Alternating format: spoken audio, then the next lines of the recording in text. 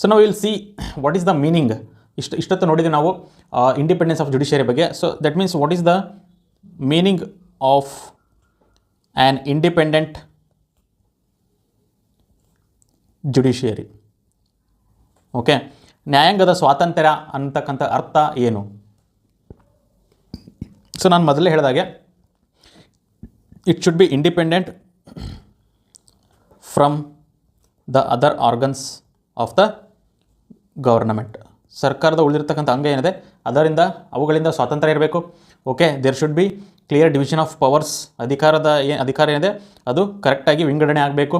Okay, ಈ ಥರ this is the power of legislature, this is the power of the executive, this is the power of judiciary. ಈ ಥರ clear ಆಗಿ ಏನಾಗಬೇಕು, ಪ್ರತಿ ಒಂದು ಅಂಗದ ಅಧಿಕಾರ ಅಂತಕ್ಕಂಥದ್ದೇನೆ ಅದನ್ನು ಸರಿಯಾಗಿ ವಿಂಗಡಿಸಬೇಕಾಗತ್ತೆ.